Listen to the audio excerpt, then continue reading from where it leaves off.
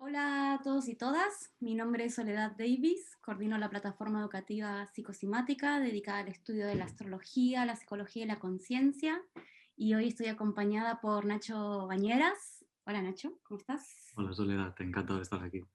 Un placer también tenerte para esta conversación, porque vamos a estar hablando de filosofía y autoconocimiento, que es el proyecto que lidera Nacho. Lo pueden también buscar en las redes, Filosofía y Autoconocimiento, en cual también coordina y es profesora además de la formación de acompañamiento filosófico.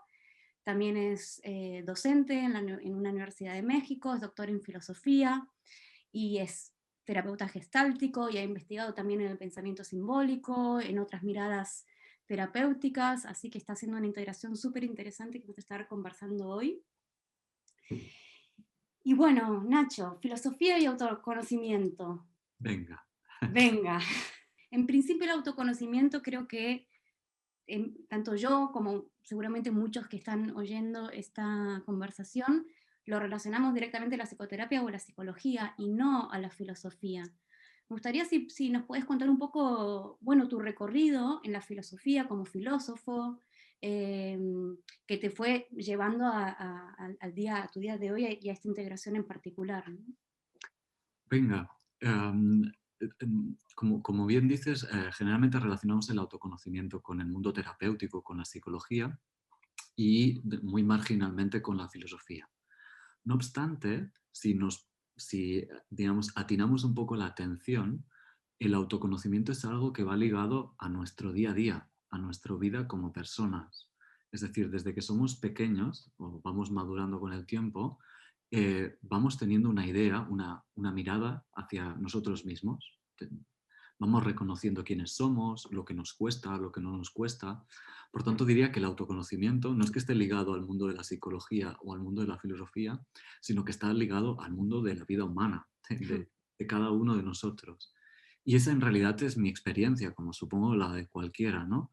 El haber visto que como persona, pues me costaban unas cosas, por ejemplo, era muy tímido yo, tenía mis vergüenzas, es decir, tenía una imagen de mí mismo en que ciertas cosas no me satisfacían, ¿no? Y a partir de aquí entonces empecé a hacer un trabajo, un camino, mi propio camino de indagación para ver cómo poder responder a estas preguntas. Y es como me fui acercando al mundo de la filosofía. Pero diría, el autoconocimiento en este caso lo veo más ligado a la vida del ser humano que no a un paradigma como puede ser la filosofía o la psicología. Mm.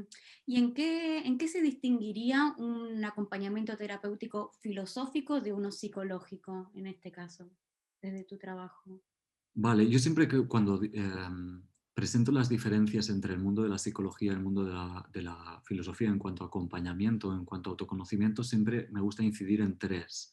Una es la metodología, otra es la relación que se establece entre las dos personas, las dos personas que están haciendo ese proceso, el terapeuta y la persona que está siendo acompañada, y luego la finalidad. Y la que me parece más significativa como diferencia, además de la metodología y de la relación, es propiamente la finalidad. Porque sí que con el autoconocimiento la finalidad es pues, que estemos más satisfechos de nosotros mismos, que podamos tener una vida más emancipada, más responsable, como dirá Kant, ¿no? Desde una mayoría de edad, pero propiamente, al menos para mí, la finalidad del autoconocimiento desde la filosofía es poder llegar a tener una determinada actitud, un estilo de vida, por decirlo de alguna manera, en la que el autoconocimiento es un pilar, diría que indispensable, ¿no? Y ese pilar marca como un camino. Hablamos de autoconocimiento para conocernos a nosotros mismos, pero en realidad es un trabajo de desnudarnos de nosotros mismos, Mm. de vaciarnos de nosotros mismos. Por eso lo ligo a una determinada actitud que tiene que ver con este vaciar. Mm. Mm, Me hace pensar a lo que comúnmente llamamos como filosofía de vida. Viene Exacto, por ahí, ¿no? Como, sí. ¿cuál es tu filosofía de vida? Que no sé bien qué entiende cada qué con eso, ¿no? Pero pareciera que esta actitud o me remite a eso, ¿no? Como tener una especie de filosofía de vida, una actitud de vida, tiene que ver con eso. Claro, como personas, cada uno de nosotros persigue su idea de felicidad y entonces a través de esa persecución de voy a buscar mi propia felicidad o mi satisfacción, pongo en juego, pongo en marcha toda una filosofía de vida a la que generalmente no presto mucha atención. Es decir, tengo una filosofía de vida, pero no sé bien, pero nunca generalmente no le dedicamos mucho tiempo a ver sobre qué creencias, sobre qué mitos, sobre qué valores se constituye esa filosofía de vida, ¿no? Tiramos. Lo Claro. importante es conseguir la felicidad, no cuestionarnos, digamos, qué nos lleva hacia eso, ¿no? Y entonces la filosofía o el autoconocimiento lo que, digamos, pone más énfasis, en vez de perseguir la zanahoria, en descubrir qué es esa filosofía que me moviliza, ¿no? Y Hacia la en ese cambio de mirada es cuando paradójicamente encuentro algo que se parece a la felicidad, que es esta actitud, que es la mm, actitud de estar observándome a mí mismo. mm.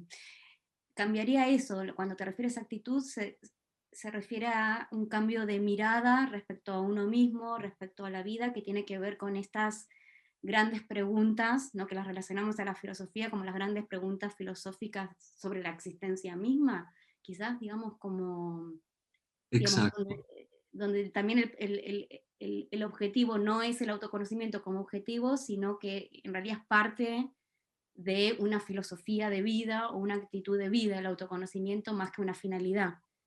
exacto. Es poder es poder entender el recorrido de la vida, como dirá el Joseph Campbell, como el mito del héroe, como hacer un camino que consiste en, primero, eh, descubrirnos que nos hemos constituido como alguien Mm, para luego poder hacer el trabajo de vuelta, es decir, el trabajo de desnudarnos. Y eso tiene que ver con el poner la mirada en mí mismo.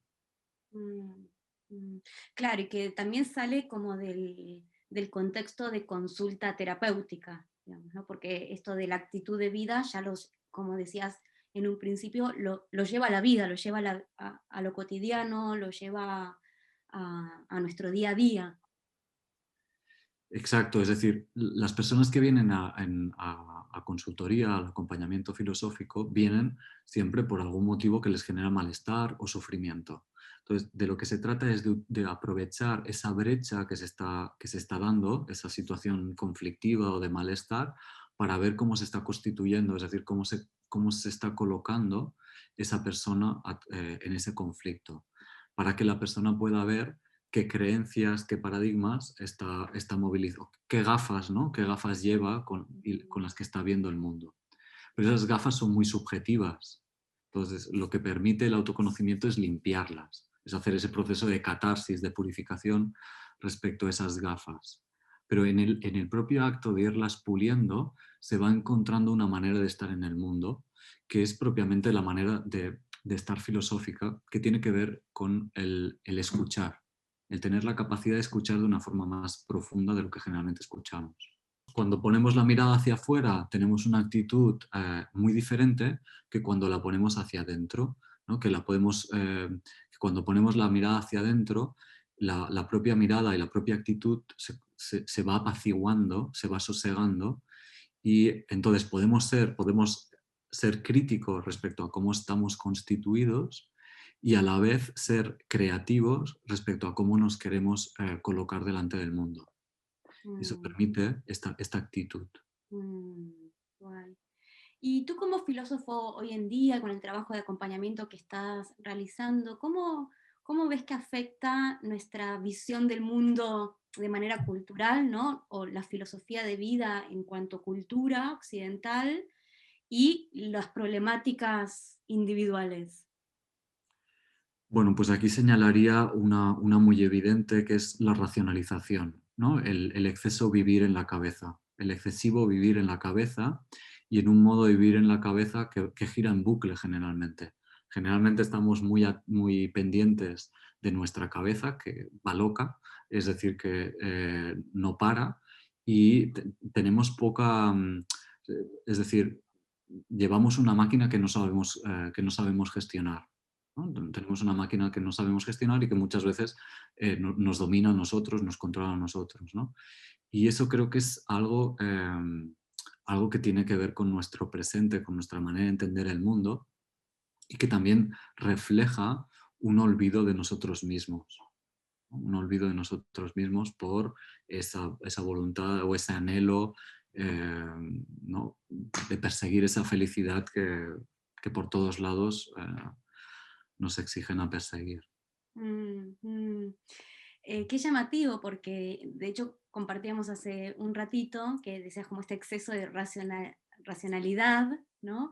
Y que hablábamos de que en general se considera la filosofía como un exceso de racionalidad inclusive, ¿no? Entonces parece paradójico cómo curar, ¿no? El remedio de la racionalidad, una disciplina o una rama de estudio que en principio se la considera como hiperracional.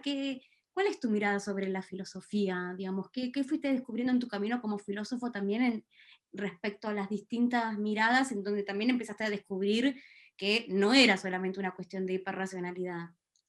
Vale, efectivamente, es decir, entendemos la filosofía como algo muy racional y creo que efectivamente la filosofía moderna o a partir de la modernidad se ha ido posicionando como un discurso muy racional, pero creo que eso es una pérdida de toda la dimensión filosófica que ha ido teniendo la filosofía a lo largo de toda su trayectoria aquí en Europa, ¿eh? Porque también, digamos, en otras partes del mundo el desarrollo ha ido por otro lado.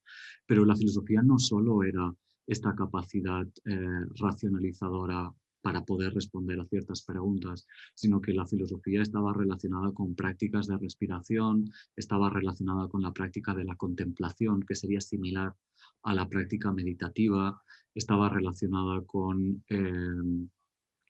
la práctica de la convivencia en ashrams, hoy diría ashrams, pero eran comunidades filosóficas, escuelas filosóficas que compartían un estilo de vida.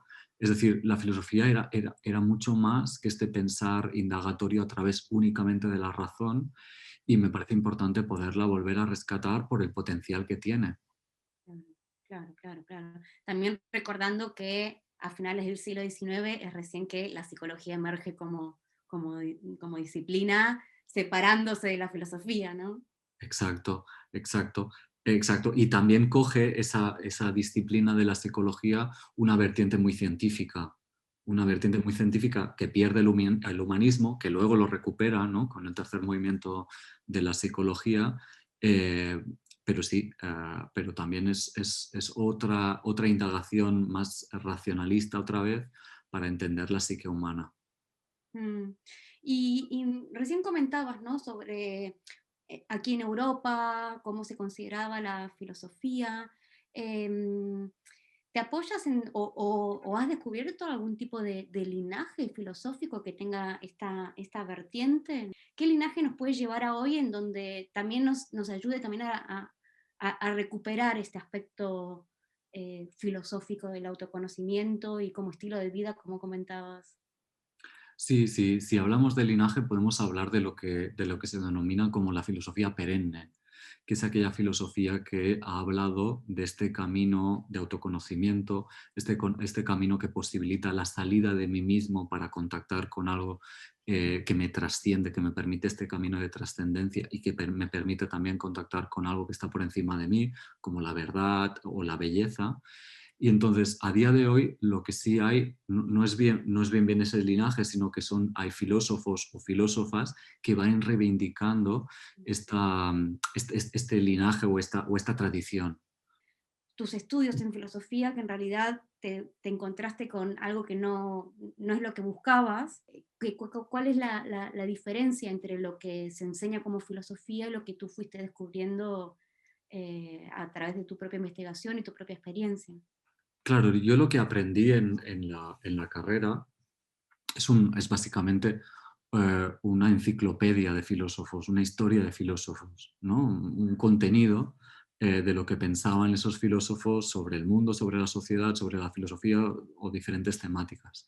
Pero yo lo que buscaba era alimento, yo lo que buscaba era nutrición, yo lo que buscaba era eh, algo que me facilitara el poder dar respuesta a las preguntas que yo tenía, preguntas más sencillas, quizás, pero preguntas que me referían a mí, que me atañían a mí. Entonces, eso lo encontré en esa filosofía oriental que, mm, que enseguida interpela al individuo en cómo está buscando, en cómo está colocado en el mundo. Mm, Entonces, a través de esa interpelación, ¿no? En esta búsqueda de la felicidad en la que todos perseguimos, pero que Oriente lo cuestiona de una manera radical, luego lo fui pudiendo encontrar aquí en Occidente, en la filosofía, en la tradición occidental. mm, Pero de entrada tenemos un referente como seres humanos que me parece imprescindible y que me parece a la vez digno de ser escuchado, que es la simple pregunta de si nos sentimos satisfechos o no. Esa pregunta, ¿estoy satisfecho con mi vida o con mi forma de estar en el mundo? Creo que ya es la pregunta filosófica que abre la puerta para hacer ese camino. claro. Entonces, esa pregunta me parece insoslayable y es una pregunta que cada día te la puedes hacer, a cada momento, ¿no? Y es la pregunta filosófica que pues, si no estás satisfecho, te interpela a cambiar algo, sea interno o sea externo. Mm, Pero digamos, esa pregunta que me parece ligada al ser humano, a mi entender, es insoslayable. sí, claro, y es una pregunta filosófica lo que abre esa puerta, Claro, claro. claro, a través de mi propio deseo, a través de mi deseo o mi sensación de estar satisfecho con lo que me envuelve. Como filósofo, ¿para qué ves importante hoy recuperar la filosofía? Y este tipo de filosofía en particular. Bueno, primeramente porque es el camino que nos permite madurar, es lo que nos permite madurar, es decir, es lo que nos permite responder a la pregunta sobre si estoy satisfecho o no, y no me parece una pregunta fácil de responder, es decir, demanda coraje responderla, demanda valentía, porque muchas veces implica cambiar cosas del entorno o reconocer cosas de mí que generalmente no me apetece o no me viene de gusto reconocer, no son agradables de reconocer. Entonces creo que la filosofía, esta filosofía de la que estoy hablando, que es una capacidad de escuchar, una capacidad de ver de una forma honesta lo que hay, nos ofrece poder hacer este camino y a la vez nos ofrece también la posibilidad de sostener lo que para mí también forma parte del ser humano, que es el sostenernos como seres fragmentados, como seres que estamos sí, fragmentados, carentes, y que por tanto en este sentido la filosofía ofrece una compañía en la medida en que permite a través de este camino encontrar una calidez, ¿no? La filosofía, pensar, no solamente quiere decir racionalizar, sino también quiere decir cuidar. Pensar etimológicamente viene también de coera, en latín, que es cuidado. Y solo cuando nos pensamos a nosotros mismos, ya digo, no solamente desde la cabeza, sino también emocionalmente, corporalmente, nos estamos cuidando. Claro, entender que el ser humano es un ser fragmentado, precario, eh, implica entender que el ser humano es un ser vulnerable y que está empujado a aprender a cuidarse a sí mismo y a cuidar el mundo, a cuidarnos entre todos, ¿no? Y eso creo que el aprendizaje del cuidado y de cómo nos cuidamos, eso es algo que también la filosofía puede ofrecernos. Mm, mm. Me da la sensación con lo que comentabas, ¿no? Como esta actitud o la pregunta de si estoy satisfecho, que pareciera como una orientación hacia el futuro en principio, decir, bueno, a ver cómo quiero seguir desde esta pregunta. Y que la psicología, por el contrario, tiende a mirar hacia el pasado, ¿no? De dónde vengo, mi infancia. Bueno, hace un rato comentabas tu gusto por el psicoanálisis, tu afinidad por el psicoanálisis. Entonces, me da esta sensación, ¿puede ser o no Ah, necesariamente?